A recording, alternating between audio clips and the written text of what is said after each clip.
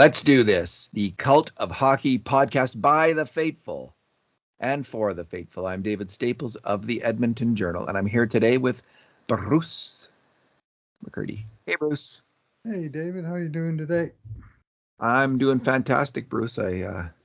Back in Edmonton. I was away for a couple of weeks in beautiful Vancouver, which really is a beautiful city. They've done, as I was telling you just before I came on, they have done such a fantastic job with their oceanfront. I mean, you go to a city like Seattle, and so much of it is private property along the ocean, but they must have, I don't know, it seems like 20 kilometers, Bruce, of seawall right along the ocean. Where you're right up against the water. They've done it right, and I got to give that city credit for that. Like, not every city got that right. Edmonton is, we've done well in protecting our river valley lands, but we don't have that trail right on the water's edge, there's something to me magical about walking right along the water. Mm-hmm. So I did a lot of that, and I went on the gross grind. That was fun. Had a good, and we saw the movie Elvis, Bruce. If you haven't seen the movie Elvis, mm-hmm. I am highly recommending it. And I'm not an Elvis fan. But that is a fantastic movie. Very fun and entertaining, but also tells quite a story. I don't know how true the story is. Like, it's a biopic, but they always kind of. Oh, biopic on Elvis Merzlikins? Exactly. He's had a very interesting life coming out of Lithuania or wherever he's from. He is from Latvia. And all the guys that have S's at the end of both their names, that's a dead giveaway. Yes, they must be named after. I wonder if they're named after Elvis Presley. I wonder if Elvis might be a Latvian name because it ends in S. I don't know about that. Maybe. Are you an Elvis fan, Presley fan? Well, yes. I mean, in the grand scheme of things, he was never my number one, but I always appreciate and respected. And when I came on, his best years were in the rear view. He came out with a couple big hits like Suspicious Minds and In the Ghetto towards the end. And then, of course, he died when I was still relatively young. I mean, 1977, wasn't it? Correct. That he died. And so and he still had years in front of him, you would have thought at that time. But anyway, it was a meteoric career that he did have. So I only remember the Fat Elvis phase myself because I was 10 years old in 1972. So, when you start listening to music and so I remember those later songs too.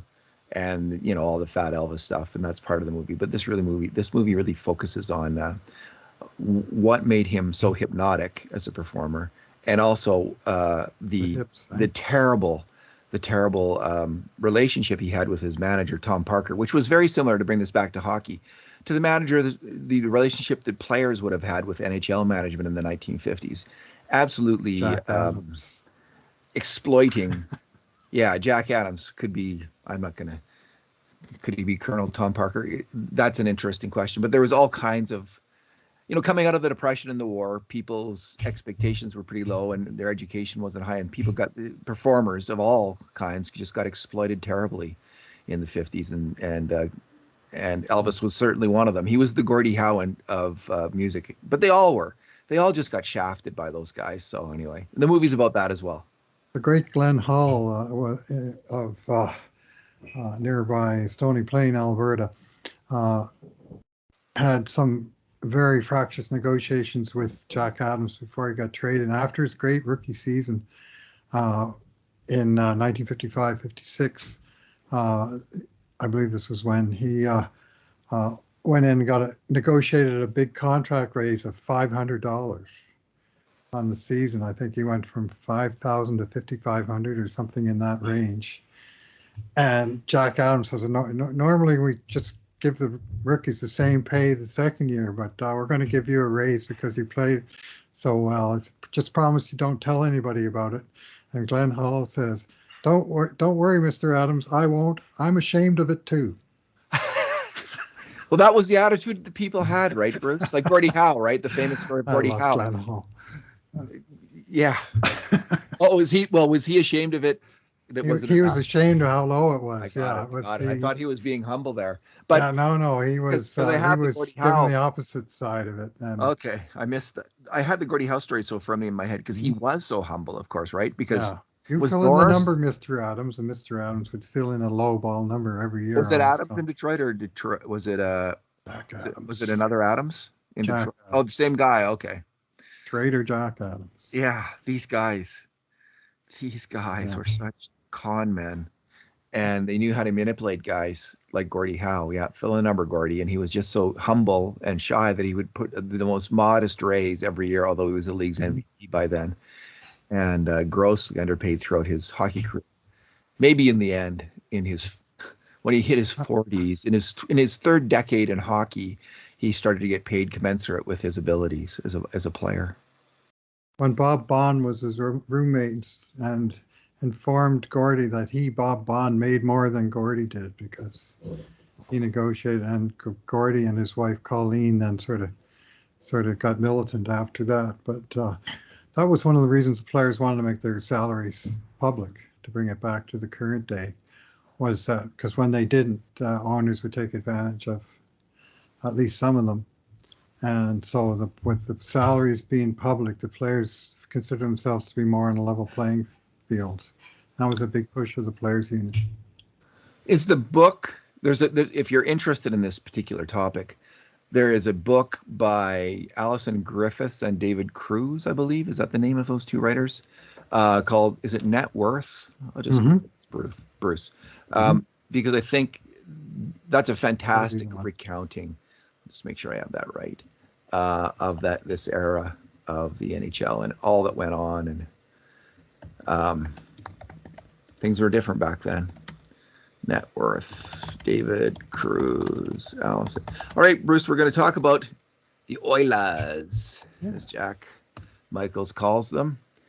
Net Worth, Exploding the Myths of Pro Hockey by David Cruz and Alison Griffiths, which was came out, I think, in 1991, and it was a pretty big book for its time, even to reveal all of that, put it all together and reveal it all at once. Okay, we'll talk about the Janmark signing. We'll talk about Puljujarvi and Yamamoto's coming possible arbitration. They filed for arbitration. We'll talk about Ken Holland summer to date, and we'll give him a grade. I don't think it's premature to do that. He still may make a move or two. And let's start it off then, Bruce. Janmark. Most people don't have a strong image of Mattias Janmark's game. Mm-hmm. You know, he's a quiet player. I mean, I've seen him play for years, and I just don't. I have no image of him in my head as a player. I can't think of how he plays hockey. Mm-hmm. So it's a quiet game that he plays. And of course, I'm obviously obsessed and focused on the Oilers. Even when I'm watching them play another team, I don't really pay attention to the other players too much. So tell me about him. What do you think of the signing, and what does he bring? What's the pros and cons of it? He's, I would say, quietly effective. That's how I would describe him. He is a 29-year-old player with 420 games of NHL experience plus another 60 in the playoffs. He's been around. He was a former Ken Holland draft choice with Detroit before he got moved off in one of Holland's trade deadline deals where he would trade prospects and picks for other players who were closer to being able to help right now. And he traded Janmark and the draft pick that became Rupi Hintz for the used up remainder of Eric Cole in I think it was 2013. Very bad trade for Detroit. And Janmark, I mean, you don't know what the draft choice is going to be, but that's the risk you take. Janmark himself went on to be, like I say, a quietly effective player. He scores on a per 82 basis about 13 goals and 31 points. Doesn't play a lot on the power play. He's the second power play guy, second penalty kill kind of guy. Plays about a minute on each unit and about 15 minutes overall per night. So, it's, I would say, specifically a third line player. I was going to say top nine, but he's the third line of the three. Regular. and pretty, I would say almost vanilla. Like he reminds me a little bit. My friend Jonathan Willis made the comparison that I very nearly made in the post I wrote about Janmark. I thought of this exact same guy, Marcus Granlund, that the Oilers signed in the summer of 2019 out of Vancouver. Now, looking statistically, Janmark's a cut above Marcus Granlund, and they actually signed him for less, so just a $1.25 million bet for a 1-year contract. And to me, it's a good, solid, safe veteran at a fairly modest price. $500,000 over the minimum, I guess. But he's not exactly some rookie that hasn't proven himself either. He's been around the block a few times, and he's gone deep in the playoffs a couple times. It's interesting to me. They had talked about signing a physical player for the fourth line, and this guy is not a physical player at all. He hardly hits. I mean, that's the truth. And I'm not saying he's not a valuable player. And again, I'm going to stick to my hard-earned, the hard lessons that I've learned rating players that I've never seen them and just trying to rate them by stats. I mean, I think you can make some general takes on their goals and assists and things like that. You can make some general comments on their age. So this player, but I'm not going to. I can't say whether this is a good signing or not, or anything about that player. I have no idea, and I'm just going to wait and see how he does and rate him on his performance. And Cody Ceci was described when he came into me by someone as a vanilla player, and sometimes these vanilla players, as we saw from Cody Ceci, can be pretty damn tasty vanilla. They really get the job done. So I'm hoping, this is my hope, that the Oilers have good pro scouts. They know what they're doing. And there's lots of guys they could have picked, 100 guys, I bet, to give that contract to, who would have been in the running for it and wouldn't have been crazy. Maybe 50. Maybe 100 was too much. Maybe 50 though. And 3 that would sign Edmonton. I don't know about that, Bruce. I think that's actually changing. I am. Yeah. Joking. Okay. So I hope they got the right guy. I don't know. I do note a couple things. He is 29, which isn't 32 or 33. So that's good. Like, this kind of player is usually just so done by the time they bring him in and he's 32 or 33, like Eric Belanger. I mean, Eric Belanger was a better player than Mattias Janmark, but he was a similar player in some ways. He was a center, but a finesse bottom line player. And by the time Belanger got here, he was just he was useless. He couldn't play NHL hockey anymore at this level. And all due respect to Belanger, who had a good NHL career, but when he got here, he couldn't play. So this player is younger than that, and so that's encouraging. I would like to have seen him at 27. Signing this same kind of player, a bit younger, because their wheels, they really do fall off. They tend to fall off the map at around 30, 31, 32. But it's just a 1-year deal. Yep. It's less than a year in last year. So in theory, it could be even seen as a bargain contract. He's not much of a point scorer, but his point scoring kind of slots in. He got more points per 60 at even strength than did Warren Foegele, who's earning $2.7 million. Now Foegele hits. He got more points per 60 than Ryan Nugent Hopkins.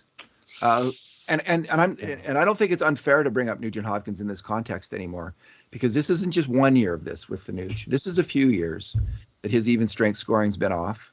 So, but Nugent Hopkins, he's a power play specialist, very strong, and he's a great penalty killer at this point. So there's things obviously to like about him, but he's just behind Derek Ryan and Kailer Yamamoto at points per 60 based on last year's play. Right. So interesting, he was right at the same level, almost exactly the same level as Conor Brown, who the Oilers had looked at bringing in. Now, Conor Brown, from what I understand, was more of a PK. He was a true PK specialist. Yes. Played more PK minutes than anyone in the NHL for the last couple of years, I do believe. Yes. Based on what you dug that up. Yes. And so I don't know if Janmark is that. But so yeah, the Granlund can. I think what I do like about him is this. When they brought in Turris was older, at least a year older, I think, but he was also Kyle Turris was making the conversion from a top six player to a checking player. Mm-hmm. And I don't think he ever psychologically was able to get his head around that and to define himself like that and do all of the little dirty jobs that a bottom line player has got to do. Like an Alex Chason does, for instance, without thinking. They just do it. They play defense like their life depends on it. And Turris never got that through his head and was never able to do it. Janmark, again, I don't know for sure, but he's what kind of a player he is. But what I'm hoping to see is a player who knows defensively that he must be impeccable in terms of his effort, his positioning, his reading of the game, all of that kind of stuff, like Alex Chason was, frankly, in terms of his defensive play. And he'll bring that to the Oilers. And that's a significant thing. It's not a small thing. And if he can do that for one season and chip in many points per 60 as Ryan Nugent Hopkins. I mean, his point per 60 wasn't terrible last year, Janmark. It's kind of places him at the bottom end of a third line player, the top end of a fourth line player. So that's not bad. That's okay. He's chipping in the odd goal. It's like kind of like Fogle did last year at even strength. Like, although Fogle, according to our scoring chance numbers, was actually a better two-way player than his scoring numbers indicated. He actually was a fairly effective two-way winger, was Warren Fogle. So if Janmark and Fogle are your third and fourth line left wingers, I guess. Yeah, they'd be battling for jobs in the bottom six with each other. That's how I lay it out for now, anyway. That's okay in terms of play. It's not okay in terms of salary with what Fogle made. He's got to bring more. But anyway, that's my thought on it. I was okay with that. But I'm not giving it a thumbs up or thumbs down because I can't. Yeah, well, I made a direct comparison between him and Derek Ryan. I found just by coincidence they played the exact same number of games in the NHL, 420. They both broke in 2015-16. But Ryan is 6 years older than is Janmark. Like he got a really late start, and he was an effective player, still improving right into his 30s.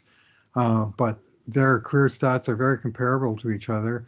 And right now, they're also, even their cap hits are not only comparable, they're identical, $1.25 million each for next year. And, they're not the same player, but they both have a minute on power play, more than that on penalty kill. They both started as centers. Ryan is a right-hand stick and valuable in the face-off dot, which is something Janmark is not. So they've got, on the other hand, Janmark's a younger guy. I think he's a faster guy. My recollection of him as a player is, wide speed and trying to beat D-men one-on-one. I remember him doing that in the Dallas playoff run. Of course, in the bubble here in Edmonton, they played 26 games. They tied the all-time NHL record for games in the playoff year. And every one of those 26 games was in Rogers Place. So he's going to be feeling fairly comfortable in the building, I would think, right from the get-go, for what that's worth. Yeah. So this signing has been greeted, I think, seems like people are okay with it from what I'm seeing. I don't see massive consternation from anybody. Fire Holland? I haven't heard Fire Holland for at least a week now. Yeah, it's well, it's a miracle, Bruce. It's a small miracle. I can see people's frustration with Holland. I mean, let's face it, when they got down to LA, Bruce, earlier this year in the playoffs, lots of even the hardcore loyalists of Holland. I don't know if you went back and listened to our podcasts, what we would have been saying about Holland, but I don't know if the Oilers had lost to LA, I don't know if Ken Holland would still be the Oilers GM right now. So there is that. Let's move on. Puljujarvi and Kailer Yamamoto are both filed for arbitration. Now, according to your dig into this, what did you find in terms of how likely this is to get to arbitration? And do you think these two cases will defy the trend and get there? Yeah, the trend has been away from arbitration. But filing for arbitration is a standard part of the process. And every year, 20 odd players seems like file for arbitration. They are players that are at least 1 year removed from their entry-level contract, have played at least one bridge contract on top, as have both of the guys in question here, Puljujarvi and Yamamoto. JP's was a 2-year bridge. Yamamoto's a 1-year bridge. So now they're on the same timeline. They too have identical cap hits, 1.175 million that they made last year, and they both outperformed that by some margin, in my opinion. Anyway, less and less our teams and players playing chicken all the way down to actually meeting the arbitrator and going through the hearing process. And in the last 2 years, of the 46 players who filed for arbitration, exactly one player, Tyler Bertuzzi, went through the process and got awarded, was met with a ruling by the arbitrator, and he wound up, of course, staying with Detroit. The other 45 guys all reached contract terms with their teams before they actually got to the arbitration hearing date, which is usually 2 or 3 or 4 weeks off from the arbitration filing date, which was yesterday, July 17th. So it'll be off in August sometime. And that leaves the GM some time to negotiate, in this case with both players. It also means that they are no longer subject to an offer sheet. They cannot get offer sheeted by some other team now. They are Oilers property. And when they have the hearing, when the arbitrator rules, the Oilers are forced to accept that figure, whatever it is, unless, in the very unlikely instance, it's over $4.539 million, I think is the threshold. Don't ask me why it's a weird figure like that, but if it's over that, the team has the option to walk away and just say, nope, we just don't want to pay that contract. But in this case, neither guy will individually make that amount. Trouble is, the Oilers only have about that amount for both players combined, so something's got to give somewhere, because I don't think they're going to get those guys in the $2 million range. And if they try to, then they'll go to arbitration, and the pretty good chance the ruling will go against them. Well, the only way he gets that much money in arbitration is if the guy is reading Oilers Twitter and believes all the people who are absolutely convinced that Puljujarvi's on ice stats are actually his real value as a player. I mean, there is a faction in Edmonton that is really super high on Puljujarvi because, as they will quite, and this is a correct statement that they make, the team gets more shots and dangerous shots and on net when he's on the ice. He really seems to drive that kind of activity. Other players do better in terms of creating shots, or the whole team as the whole, and all the players that go along with that. When they're on the ice with Puljujarvi, they get more shots on net, and they get more tough shots on net. And I think that's a fair comment about the guy. Now, the others will say, well, that only goes so far. Like, you have to have results, and I think generally speaking, the arbitrators go by goals and assists as the main indicators of a player's play. And Puljujarvi's is okay. It's kind of like his points per 60 this past season, playing with McDavid quite a bit, was kind of, I think, let me just see, Bruce. Do you have that chart that I made where he ranked in the NHL? Yes, he's okay with that. In terms of his points per 60. I'm gonna guess he's kind of bottom second line in terms of points per 60. Let me see if I can find it real quick. But he didn't shoot. Okay, here we go. 118th he ranked. What's second? Oh, no, excuse me. That's power play performance. Okay. Did you put that chart on your story? I could find it there easily. I did, but I left that column out. So okay. Sorry. My cousin, distant cousin, math whiz, Mika Blake McCurdy, he just put out an interesting long thread this morning about players who are gifted playmakers.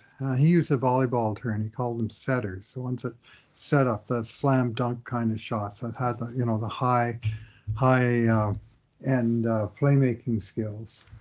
And he went through a long thread of tweets, and towards the very bottom of it, he specifically talked about Jesse Puljujarvi. And what Mika said was, part of why Jesse Puljujarvi is so polarizing is that he's a phenomenal forechecker, but a poor finisher and a poor setter.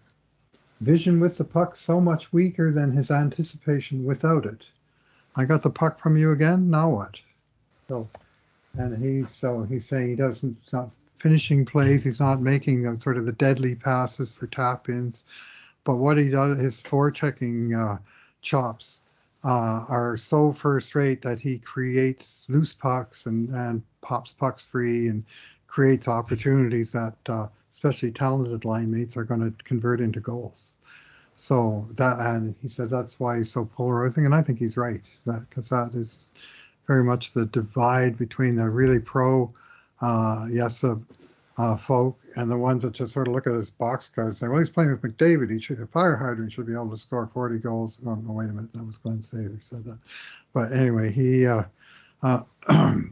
but the fact that, to me, the sort of the overriding stat that I look at is how bad the Oilers outscore the other team when he's on the ice. And I'm talking about real goals, not expected goals or shots or Corsi or any of that stuff, real goals. When Yessa played with McDavid this year, the Oilers outscored the other guys 21-4. Well, Bruce, here's the problem with your cousin's numbers. According to our work, because I just did a real quick, as we were talking, I just did a real quick look at this. So what we measure is passes that directly lead to grade A shots, passes that are absolutely integral to the grade A shot coming about. So these are the most important passes in any hockey game. And I think that's what your cousin's trying to get at. If you look at all the passes, what are the ones that really make a difference? And the ones that really make a difference are the ones that set up grade A shots. So we actually did that this year in our work. And it doesn't correlate with what Mika Blake McCurdy found at all, actually. What we see is, so for the wingers, Hyman made 60 at even strength. Hyman made 63 passes at even strength, leading to a grade A shot. Puljujarvi made 61. Yamamoto made 50. Ryan Nugent Hopkins made 43. Ryan Nugent Hopkins, the great passer, made 43. Kane in Evander Kane made 28. Now Kane played. Kane made. He played 43 games, and JP played 65. 716 Yamamoto minutes. played 81. Yeah, so Kane in 716 even strength minutes made 28 such passes. Puljujarvi in 959, about 240 minutes more, he made 61. So it's not even close. Puljujarvi was setting up players for grade A shots at a far higher rate than Evander Kane was when he was out there. And this is what so our numbers, what we found this year from careful observation of Puljujarvi was that he did a lot to help create grade A shots and get his own grade A shots. And so if the arbitrator's going by our numbers, he'd be inclined to give Jesse Puljujarvi quite a handsome contract, I'm going to suggest. And I think, I think our numbers personally, other people can think what they want, but I'm doing this work for a reason. I think that this gives us some insight into what's going on the ice. And I hope that the arbitrators aren't looking at our numbers. So, because I want Puljujarvi to stay, and I think the only way he stays, Bruce, is if I think this is going to go to arbitration. I don't think Yamamoto's gonna. Did I say Yamamoto had 50 in 1,200 minutes? Just 50 of these passes in 1,200 minutes. So he's playing about 250 minutes more than Puljujarvi, and he's got 11 less passes setting up grade A shots. I think Yamamoto's going to end up in settling at a reasonable amount, but I think Puljujarvi will go to arbitration just because they can't seem to agree on anything. And this would be an indication of that. And then after there is a number set, what we're hearing is the Oilers have not been able to trade this player because teams are worried that there's going to be an outsized arbitration number. After a number is set with JP, maybe we'll see a trade then for the player heading out of town. But maybe if the number is too high, the Oilers will not be able to trade him and will have to keep him. So if you had to guess, here's a hard one for you, Bruce. If you had to guess what you think let's say they just give a 1-year contract keep it easy in that regard. The arbitrator, so the Oilers and Puljujarvi are both asking just for 1 year for the player, and the arbitrator speaking. Well, what do you think the number will be that he will get on that 1 year contract with the Oilers? Let's say the Oilers get about 2.2 and Puljujarvi at 3.3. What do you think the arbitrator? My understanding is the arbitrator, if it goes fully to the arbitrator, he has to pick one of them. He doesn't find the middle ground. Correct. And he picks one of them. And then whichever side didn't file for arbitration, which is the Oilers, because it's the player who filed in both cases here, has the option to make it 1 year or 2 years. So if they like the figure, cool, they can go for a second year. So that's one of the risks that the player is taking in going that route. And it's probably one of the reasons I always like to settle. So something with a 2 in it, or something starting with a 3. That'll be the two different caps. Yeah, the story I've heard from one person that has some connection says that there was a 2 year offer on the table at $3 million, but the talks petered out, and yes, I might be looking for more than that now. On the other hand, he actually had a poorer finish to the season than he did start to it. So who knows what that's done to his value down the stretch, but it would be what the arbitrator would do. I think 3 is probably pretty close. Something starting with a 3 then is what you're saying. Yeah, right there. I didn't when talking about Puljujarvi's season, I was giving his whole season numbers. So this is why I'm generally bullish on the player. He really crashed in the playoffs. Like he was mediocre in the playoffs. He had a really rough ride and lost his confidence for whatever reason. Injuries, sickness, we don't know. So he just wasn't himself. Wasn't close to himself. And I think part of the reason I want him to stay is because I do think that recency bias is part of the reason that they might not want him. Although on the other hand, they've had this player in the organization for years now. They know him. He knows them. And if the Oilers are this serious about trading him, I for Puljujarvi's sake, I hope he does get traded at this point. I mean, for the player's sake, I think he wants to go. And and I'd hate to see him go. I think he could help the team. But on the other hand, if people don't want to be in a place, you got to move them. Like, I don't think there's. Well, I don't think it makes sense. I've yet to hear that from a reliable source that he's flat out asked for a trade. And when they asked Holland about it, he said that he hadn't. So. Well, Spector said he talked to Lado, and Lado said that, I don't know if he asked for a trade is too strong a way of. Lado was on Oilers now, or Spector was on Oilers now when he said, and he seemed to indicate that Lado would prefer that the player be moved. So I think that might be the language, which is correct, as opposed to asking for a trade. So anyway, Bruce, it looks like I think he will be traded, and after the arbitration comes through, and God, there's some teams apparently put a lot of weight in these on ice numbers. So we'll see if they do. There should be I've always contended if there are some teams that really value this stuff, if they have money, like New Jersey, they've got Tyler Dello, who was the king of Corsi. They've got this guy. If he really believes in it and he's got any clout there, you'd think they go after Puljujarvi, right? So we'll see. The thing about Moneyball, though, or Money Puck, is that they're looking for things that aren't necessarily valued elsewhere that they value, and they want to get it cheap. That's the big part of it. They were looking for the guys with the big on-base percentage who had some other flaw that meant that he could be gotten at a bargain price. So they don't necessarily want to pay through the nose for the skill that they're looking for. They want to be able to find it at a value price. So I don't find that argument compelling. Okay. It's because every team is looking for a bargain. Every team's up against the cap. They're looking for bargains. Of course they are.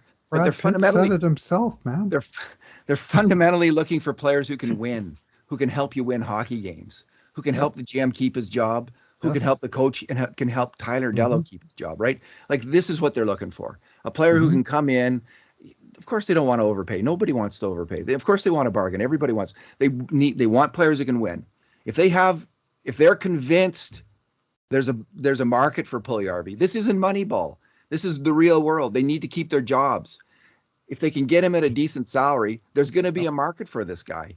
So either they don't believe, either these guys don't have that much clout, the analytics guys, which is possible within the organization. If they're hired, it's possible they don't get listened to, or it's also possible that Puljujarvi's been asking for too much money, and that's been the major holdup in a trade. And there's teams just don't want to pay what he thinks he's worth. So once the market is set with a new contract, then we'll see if other teams value him enough at the price that is set to keep him or not. Sounds like, and maybe it's not. Maybe I'm too pessimistic about him at Edmonton. Is there a chance that he could still fit in here, do you think? Yep. You do? I do. Yeah, so do I. I do. Yeah. I think he's got the game, and he's got. But the path may be through time on the third line, and that may be where they have the disconnect. Because I think it's still quite feasible he'll work his way up the lineup because of his, he's got a lot of positives in there too. But as you say, recency bias and what we saw and what people think they saw in the playoffs is that he played poorly. In fact, in the playoffs, he was on for 8 goals against, sawed off, which you expect more, fair. But it doesn't exactly stink. And that was playing a lot on the third line because Draisaitl got moved up to the McDavid line on right wing in the LA series, and there he remained. I guess my question for the Oilers is this: like in all seriousness, who can you get that's better at the same price? Who can you get that's better at the same price? And if they have an answer for that and they can get that player, hey, move him out. But if he's not better than Puljujarvi is right now, based on what we saw last year, what are you doing? Like, what's going on here? So anyway, I hope it all works out, but I'm pessimistic, and I do get the sense that Puljujarvi may want out, but I maybe I'm wrong, incorrect about that. All right, Bruce. Yamamoto, on the other hand, I think you're right. He'll settle. Yeah. And they've got a little more highway with him. Like they got four more years before he's UFA. So I think the window is pretty wide open for a 2-year bridge, and it's just a matter of finding an appropriate price. And he apparently was unhappy with the lowball contract extension he got last year without any arb rights or real negotiating power. So he's probably going to dig his heels in a little bit, but I still expect that'll get resolved well before any hearing date. I should add about Mika Blake McCurdy's work. When I read his tweet thread today and said, like, what he said when he made the claim that Puljujarvi is a weak passer of the puck, like in terms of high level skill, I agreed with that. Like before looking at our own numbers and our own work, that kind of, it passed the smell test for me. And I just think that shows how, to me, that shows how strong the recency bias is with Jesse Puljujarvi.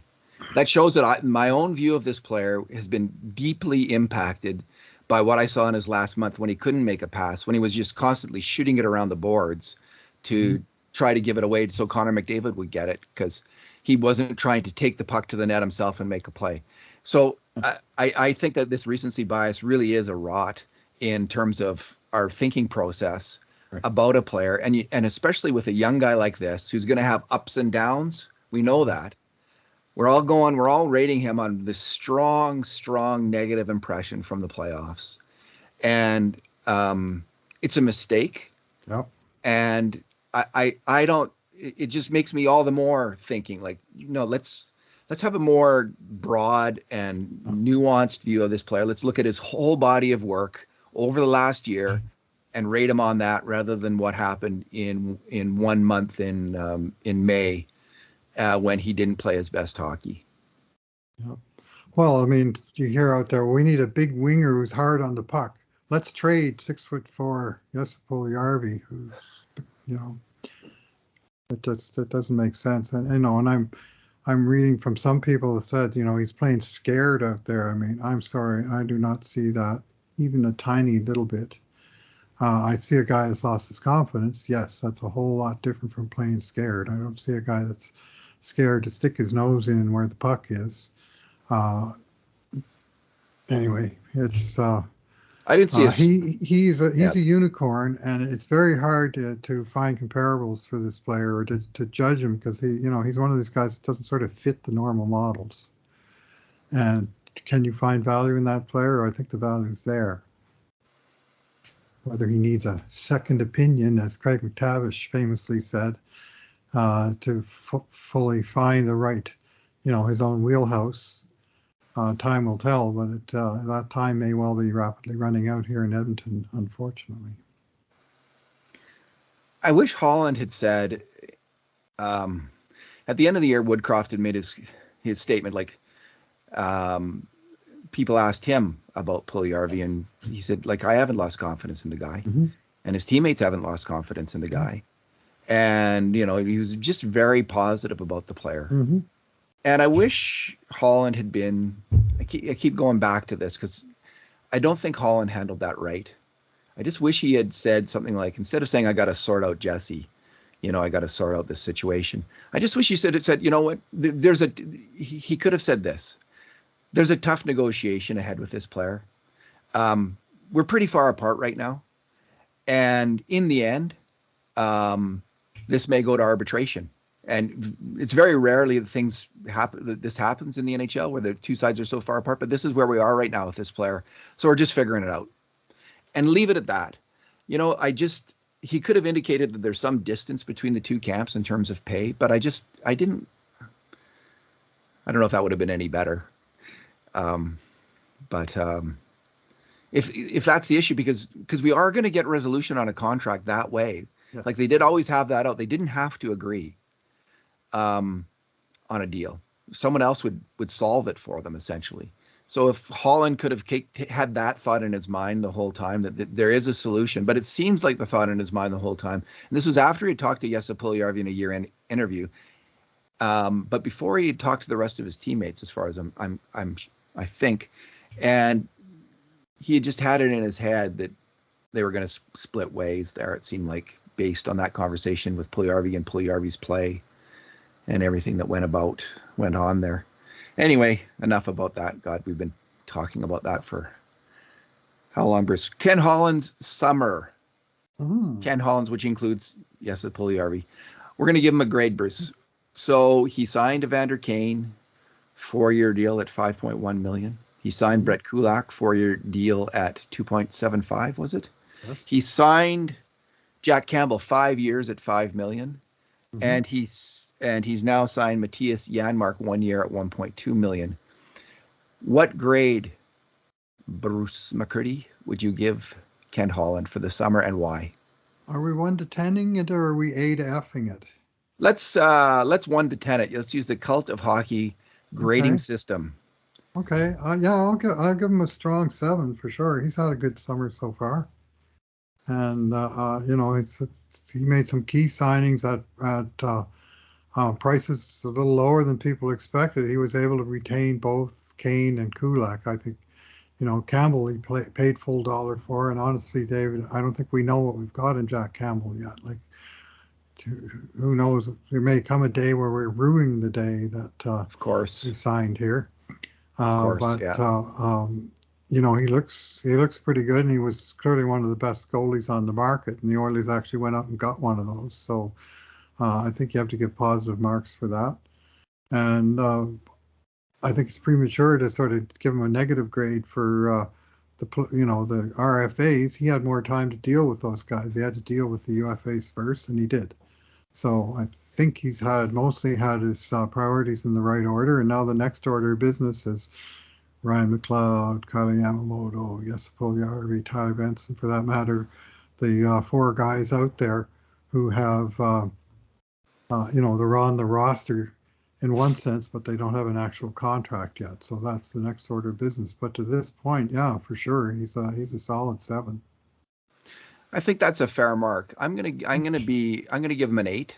Okay. For great. That's a great. Yeah. He's had a great off season. Okay. So of the 4 major moves, I rate the Jack Campbell signing a 6 out of 10. Okay. Because that's above average, and and it could work out, but it's a lot of money for a long time for a free agent. He's 30 now. Goalies between the ages of 30 and 35, they can hang in there, and They can win you a cup for sure. They're different beasts, aren't they? You just don't know. Goalies can also fall off at that age. Their playing can fall off. Jack Campbell played with a broken rib apparently at one point last year. Elliot Friedman was saying several games, and he's still for a lot of I don't know how quickly those heal, and it's different, right? So broken they heal faster if you're not playing goal in the National Hockey League. One set of broken ribs is different than another, so we don't know how bad the pain was or anything like that. So, anyways, but that sounded to me like holy moly, that's pretty good. I'm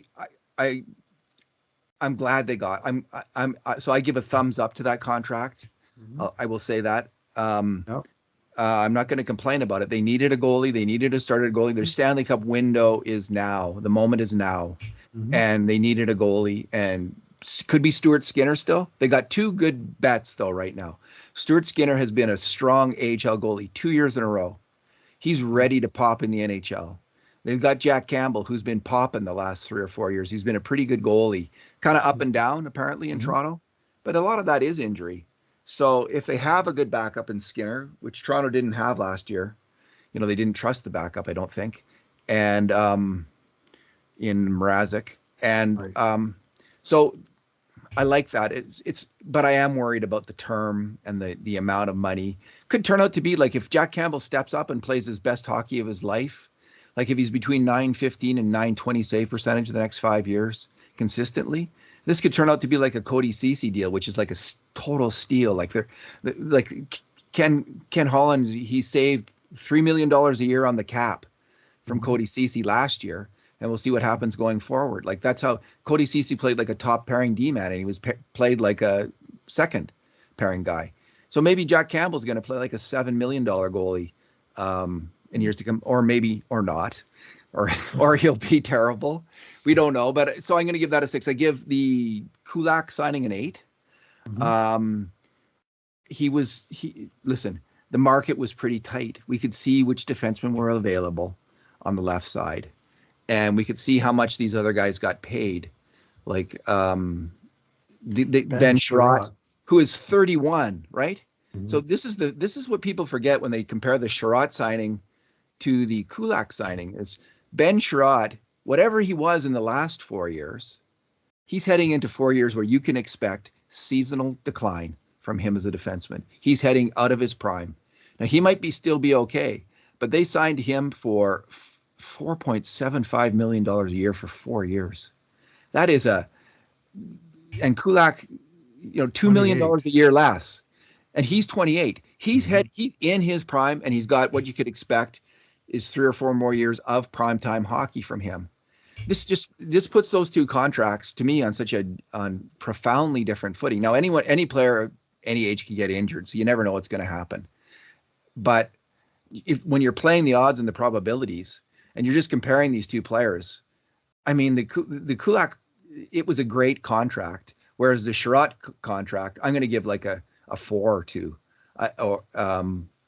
or even a 3. I don't see that as a good risk at all. And then the good Branson contract, he's 30. Again, he might have he's kind of a slow defenseman, and he's a kind of a plodding guy anyway.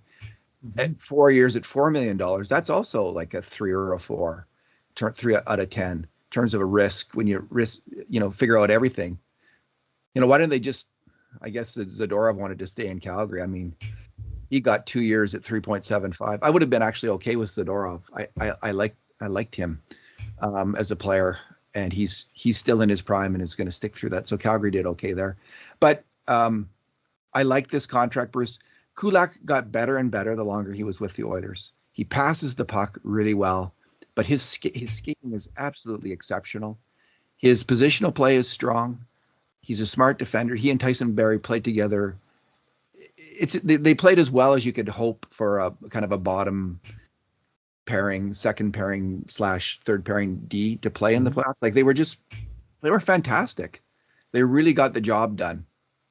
And Berry was involved in more big plays than Kulak. But Kulak played very well.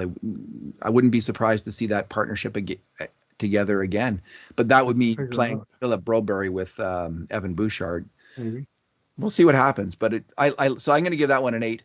And the Evander Kane signing, first, I'm going to give a 10 out of 10. Wow. that I think was arguably the best signing of the Right. summer.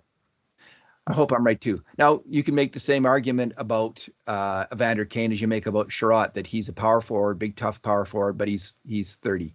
He's going to be 31 this season. He's 31 in a week or two. So you'd expect him to decline as a player in these next years. We've seen players, Andrew Ladd, other power forwards. It's just on and on. Who's the dude from Buffalo? That signed that big contract. Lucic is another one. Mm-hmm. They just fall off the face of the earth. Kyle Okposo. Mm-hmm. It's a long list. It's a long and sad list. Andrew Ladd. Yeah. It is a long list. James Neal is on that list. Big Clarkson, James Neal. Yeah. But there are other guys, Jerome McGinley, Bill Guerin, who keep playing well. I think from what I saw of Kane in the playoffs, he looked fast enough, and I think he's going to stay fast enough. He's obviously an extremely well-conditioned athlete. He whatever else you want to say about the guy, he looks like he's taking care of his body. Now, a lot's going to depend on injury, like it does with all of these players. But Bruce, he was exceptional in the playoffs. So again, here's recency bias kicking in a little bit. Although he was exceptional the entire time he was with the Oilers, so I'll give him that as well. But he really was, like, the physical force, the finesse with the puck, the goal scoring that we saw in tight, the hands that we saw in tight. I guess such a contrast to Jesse Puljujarvi in terms of finishing off plays in tight around the net when McDavid set him up. So there is that I could be again guilty of strong recency bias here, but those were the frickin' Stanley Cup playoffs. That is when players need to come to play. That is something that you need to pay for. And I think that I do believe Kane can replicate that in the playoffs for a couple years at least. And this, if he had signed a 5-year deal at $7 million with another team, I would have thought, oh yeah, that's the market. That's fair recompense for Evander Kane. I would have been surprised if he had gotten 6 or 7 years. I would have thought, oh wow, that's a gross, someone's really blown their brains out there. Like, that's not a very good idea. But if he had gotten 5 years at $7 million, I wouldn't have been surprised. And I would have thought, oh, that's really pushing it. I'm glad the Oilers didn't. I would have been glad the Oilers didn't do that. But I don't think would have been crazy, because he's a rare player in the NHL right now. Team like Toronto, at the end of the season, they were wondering, all the people in the Toronto media, what did this team need? Oh, we needed a big, tough forward with some skill. Well, you could have had one in January if you had the guts to go sign Evander Kane. Maybe you might have had him, and you didn't. So you're paying the price right now, and the Oilers did. And through Ken Holland's, I think, very skilled handling of this player, handling of the negotiations, sensitivity towards his situation in San Jose, and I think working with Kane on that situation. I think one of the reasons the Oilers let Kane go to the market is because Kane, for his arbitration, not just for this contract, but for arbitration, needed to show that he's trying to mitigate losses against that contract. And that certainly shows that to any arbitrator. You can't say Evander Kane was just going to sit on that San Jose contract and try to get awarded it all in a hearing. He was going out and taking care of himself and making up for whatever lost income he suffered. And Holland allowed that. Now Kane can go and say that I found my market value, and this is what it was, and this is the difference in the contracts. And he has a better argument now in arbitration. And I think Ken Holland helped facilitate that with what he did. So I think it's a 10 out of 10, that signing. And it could be critical, absolutely critical, in the Oilers winning a Stanley Cup. And because I'm giving it such a high mark, I expect Evander Kane to be a critical player in a Stanley Cup run that succeeds. So that's why I give it the highest of all marks. All right. Well, again, time will tell on how long. Kane has a history of having a honeymoon period with the team, followed by a marriage period, I guess. We'll see if it feels different in Edmonton, and maybe that's just because we're seeing it from a totally different perspective. Feels like he's clicked here. The team likes him, and they seem to be quite on board with that. And Holland went out of his way at his presser to say they asked the players that in the exit interview, and it's a very good question to ask. And he said they were universally positive. And I just don't see Ken Holland as being the sort who would make that up. He would either say nothing, or he would be talking from what they said. Here's an interesting thing. I was thinking of this Ben Sharat versus Brett Kulak comparison. You know, they both came into the league as sort of third pairing guys. They both played their first full season at age 24. So it took them a while to make it. And at that age, Kulak was playing 13 minutes, 17, 16, 17 the next 4 years. So all as kind of third pairing minutes, 17 minutes. And look at Ben Sharat, who made it in his basically his third year in Winnipeg that he became a 70-game player. And he was playing 14 minutes, 15, 15, 18. And only at age 28, when he moved on from Winnipeg, did he become a 22, 23-minute top four player. And he's only done it for 3 years. Well, guess what? He's 3 years older than Brett Kulak is. And Kulak's just entering that phase of his career potentially where he's, figuring it out and sort of moving up to full potential. And the fact is that the Oilers are paying Kulak for those years in the future. And it may be that Sharat's getting paid for the years that he's just had as a 28, 29, 30-year-old, but now he's 31, and how long will he be able to maintain at that level? So just, their careers in terms of their usage, ice time and so forth, quite similar, other than Sharat made the big step at age 28 into a top four NHL defenseman. So can Kulak do that? I have my doubts, but on the other hand, I'm convinced that he's going to be able to carry carry the load on the third pairing as a regular player on the team and be worth the contract risk even in that position. I do think that he has some pretty big skates to fill in Duncan Keith. And I know Duncan Keith wasn't the Hall of Fame player that he was in Chicago and Edmonton, but he was really strong moving the puck. The top image that I have of Duncan Keith, and it's because he did this in the last 6 months of the season, was him getting the puck and firing off a great pass.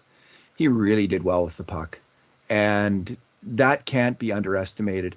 There's a debate right now, Bruce, about I'm seeing online today about, do the Oilers need some big, tough physical defensemen like Colorado has? They had the Manson and the two Johnsons.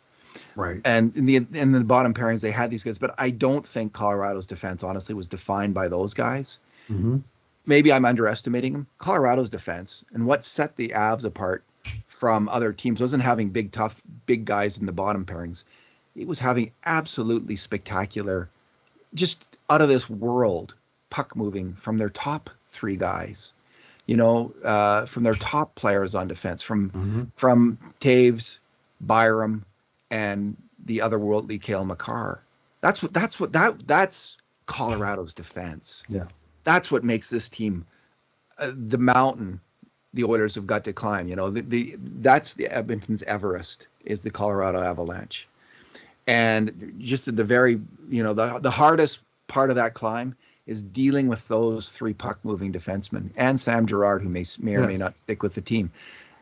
This is where the Oilers have got to me, this has got to be the focus of Ken Holland, is thinking, I've got to get superlative puck-moving from my defensive team, and maybe I'm going to have to sacrifice a little grit because we don't have Cale Makar, and we're not getting him. Right. And we don't have even Bowen Byram. And we don't have Devon Taves, and we are not getting those players. Not anymore. We're going to have to make up for that with six guys who can all really, really move the puck and play fundamentally. You got to play fundamentally sound defense. I'm not saying you don't, and you have to play tough defense. You do. But for the Oilers to beat the Avs, they've got to have six defensemen who can really, really pass and to stay in that game. Otherwise, they'll just get picked apart like they were so often in the playoff games against the Avs this year. The Oilers were picked apart on the forecheck to the point where, in the end, I think if you look at the game, Jay Woodcroft changed his strategy and started to trap the whole game, and because you go on the forecheck and bam, they're by you, and they're up the ice on an odd man rush. That was the story of the Oilers against the Avs. Is forecheck, bam, they're by you, and they're away to the races. So to counteract that, I think, I mean, you could try to do it. You could try to be the Rock crushing the scissors.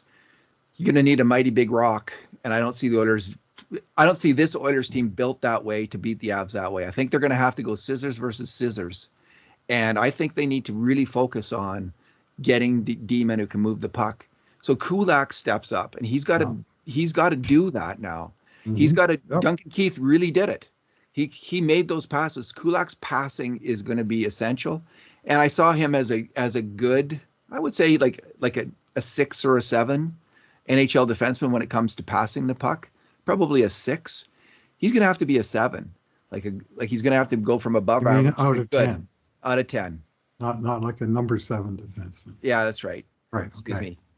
I was confusing to people there. Millions, David. Millions of people were confused by my last statement. I apologize to millions. So he's got to be a 7, Bruce, out of 10. And when it comes to passing the puck, like he's a 7 or he's an 8 when it comes to skating.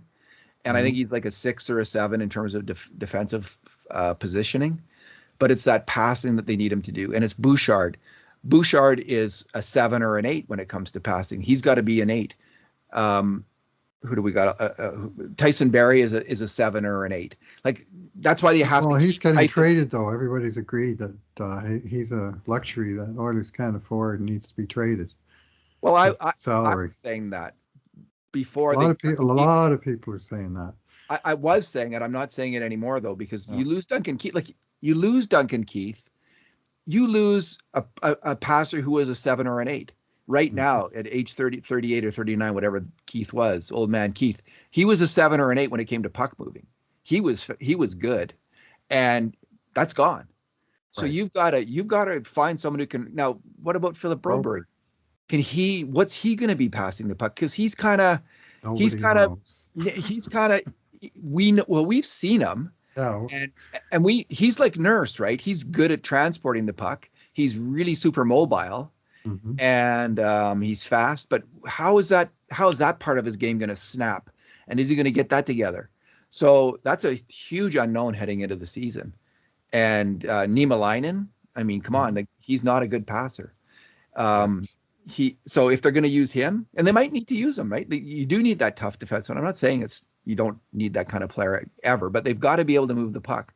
So he might have to spend another year in the AHL before he's ready for the for what the Oilers are going to need to climb Mount Avalanche. Mm-hmm. The Avalanche is coming down at you the whole time. I don't think they need big tough guys.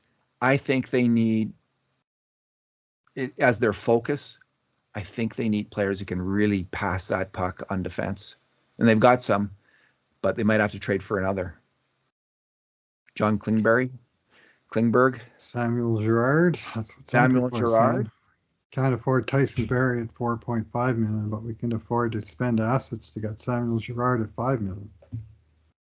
Well, I don't think it shouldn't take a lot of assets to get Samuel Girard. Well, they need to move a contract. Yeah, for the same rationale that some are saying move on from Barry. And to be fair, the rationale is sound. There's not much cap space, and there's not much fat on the roster anymore, David. Right? Duncan Keith, regardless of what we think of his play, I think we can agree his cap hit was pretty extreme for a guy playing the minutes that he paid. Yeah. So that contract is gone. The Zach Kassian contract is gone with none retained. Kyle Turris and Josh Archibald, Chris Russell even, those contracts are gone. That were, sort of double the NHL minimum. They can be replaced with guys a lot closer to the minimum. And there's just not a lot of fat there. Like one of the things that happens that if they lose an arbitration case, the window opens for a second buyout opportunity for teams that go to arbitration. And I looked at that and I'm going, well, who the hell would they buy out? Right? I mean, Kassian really was the only candidate here this year. They've, in the past, they bought out Sekera, they bought out Neal, they bought out, Eric Griva, for Pete's sake. They bought out a few guys, but they they don't even like. One thing Holland has done, in my opinion, is he's reorganized the payroll that there's not sort of lower tier players that are getting big money. I mean, he inherited the McDavid and the Draisaitl contract, so no credit Except for really Fogle for that. But and Fogle is sort of on the cusp between 2.75 million. To me, that's an overpay, but not necessarily a gigantic one. But he's one of the guys, and Barry is the other guy that really they can look at and say, well, we could probably move that contract and maybe at least not have to eat some of it or take a big heavy contract coming back the other way, because that doesn't accomplish anything. And maybe that's the way forward, is to move one of those guys to make the cap space. But they're not trim and fat anymore, I guess is my point. They're going to have to move on from a pretty good hockey player just to try and deal with the crunch of the salary cap situation. Yeah. I thought Barry would be moved because I felt he had more value to another NHL team than he had in Edmonton because of Bouchard's development. And I think that's still true. I think that's a fact. But Tyson Berry played the hockey of his life in the playoffs and was involved in some big goals. And I think one of the reasons that his market, that he didn't get traded, other than the Keith thing, was it was a curious time in the NHL market. Sometimes a team's trying to move a player, and there's a bunch of similar players out there, that teams who really have a need for that player, they can meet it in free agency. So we saw Justin Schultz, Tony DeAngelo, and John Klingberry. I don't know, is Klingberry a right D? But Schultz and DeAngelo are, and so is Klingberry. So what we see is, teams could fill their need. They didn't need to trade for Tyson Barry because they could get Schultz. Now Schultz signed for 2-year deal, $3 million each. DeAngelo, who's probably a better player than Barry, I'm guessing, at least better offensively, maybe a bit better offensively. 2 years at $5 million. So they're right in line. Schultz is a little lesser player than Tyson Barry, I think. So there was ways they could get that player without trading for Tyson Barry, and that probably decreased the market for him. He's also 32 years old now, Justin Schultz. Wow. Time flies, Bruce. Yeah, it sure does. So anyway, I mean, one of the things that worked for the Oilers last year, and we talked about it during the year, was that their defensemen were doing a much better job as a collective at moving the puck. Yes. And so they've lost one player out of that group, and if they decide to move on from Tyson Barry, that'll be a second one, not counting Chris Russell, who to me was the number 7 last year, and who you would never confuse with a puck mover anyway. But the general group, like the second and third pairing of Bouchard and Keith and Barry and Kudlock, I mean, those are all guys that can move the puck. So, I mean, they're not great defenders, probably, but maybe not even any of them are great defenders, but they were all able to effectively move the puck. And that was once they stopped having to face a huge amount of top opposition players, which is the big fix that Jay Woodcroft and Dave Manson brought in, was how they matched up, and they gave CC and Nurse, especially Nurse, loaded them up with the top competition, and then those other lower 2 pairings, they ate it up, and they were all outscorers by a significant margin. That worked well. So they will be reluctant to change that formula, I would think. Yeah, when you think about it, like the Stanley Cup window, which is now, their defense is likely to be Nurse, CC, Kulak, Barry, and Broberry and Bouchard. So these are all players who can, hopefully pass the puck really well, move the puck well, and we'll get better. We'll get better. Well, most of them. And the other thing I like is, because you have so many players in that window of 27 to 31, 32 in there. These players should be capable of making sound defensive decisions and playing strong defensive hockey, even if they're not known for that. So what we saw from Kulak and Barry was 2 players who weren't known for strong defensive play, but in the playoffs provided it. They were they were sound. They did well in their minutes. So I think we can hope for that from these guys, and we can hope with Darnell Nurse being healthy that he really reaches a new level of maturity in terms of his play and decision making and soundness of his decision making, because he's headed into that same age group. He's not been there all these years, and he's played such tough competition, but now he's at that age.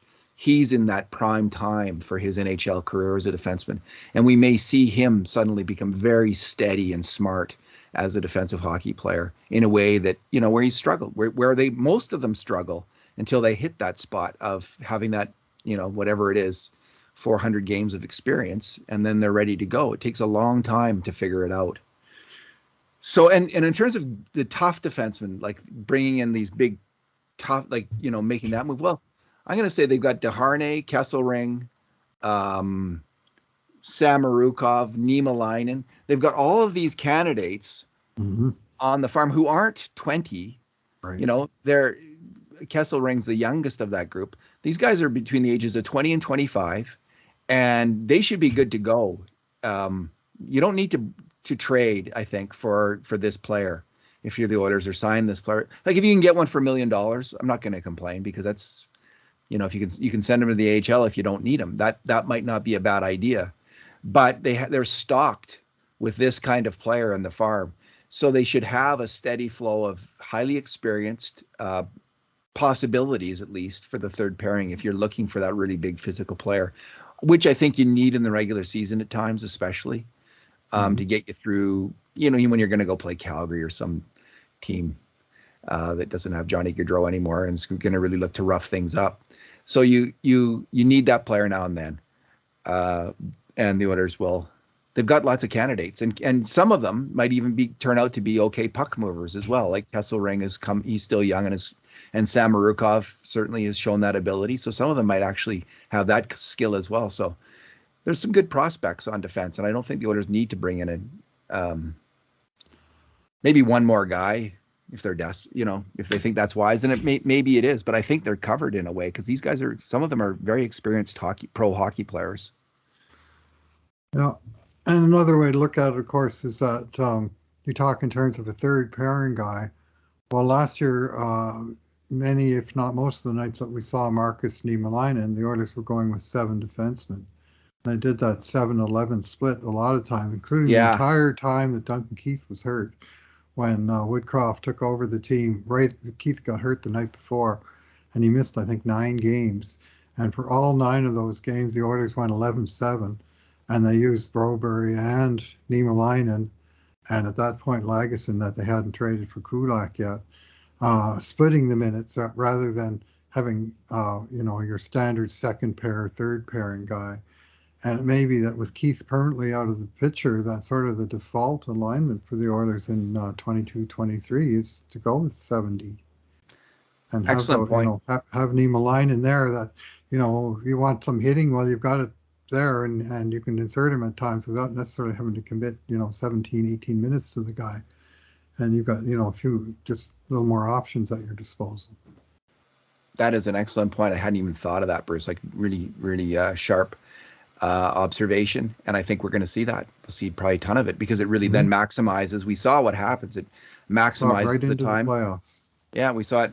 McDavid and Draisaitl then can get out there for more shifts. It screws up the other teams. These coaches like to go with the 4 lines, get that flow going. It upsets that on the other team. So we'll see that for sure. That's Woodcroft's one of his cards in his deck. Throws down the Queen of Spades on the opposition. All right. Let's leave it there, Bruce. Thanks unless you have a final observation, any other thoughts or? Well, other than Reed Schaefer being signed, and that's just sort of business as usual, and the rookie or the development camp, first one in 3 years, having occurred, and some positive signs there. Mind you, I'm a positive observer of young prospects, so I always look for the upside. And I saw plenty of it from guys like Matvei Petrov and, James Hamlin. That guy's waiting in the weeds. He's a good player. He's small, but he's just getting better and better. and earned his NHL contract, and he's a late bloomer, but he's in the Mark Arcabello class. Like, I don't suppose you can expect him to come in and blow the league away.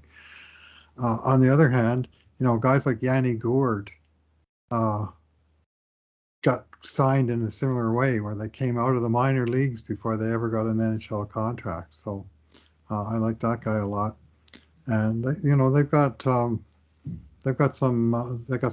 good young players down there in the system, and of course we'll be talking about and certainly writing about them much more in the next few weeks as we get into our annual Cult of Hockey Prospects series. I just did a quick check on Twitter to see if there's any news, and it's got TMZ, the gossip site, has a story about Evander Kane hitting Rodeo Drive on it for a shopping spree before as he heads into the new season, and some people are reacting to that. I just think, hey, he's got the money. His wife just had a baby. If he wants to buy her some nice clothes, go for it, man. We got a rodeo drive out here in St. Albert, but I haven't noticed any sort of high-end stores on it, though, so we must be talking about another one. Must be another one. Let's see here. That's not coming up. We got a Sunset Boulevard here, too. We got lots of cool streets. You got a Hollywood sign on the hill? All right, Bruce. We got paths right along the riverside, David. I'm envious. Beginning of our chat, yes. Envious of your paths, Bruce. It's so nice, and it's oh God, I've written about this issue for 25 years, and we've done so well in the River Valley in a number of ways, but this is a major lack of vision and imagination from Edmonton City Councils, which fails to exploit to the fullest our prime asset in the city, which I think is borderline. Well, it's obviously stupid. So I'll leave it at that. Bruce, thanks for talking. All right, thanks for listening, everyone. And in the meantime, and in between times, this has been another edition of the Cult of Hockey podcast.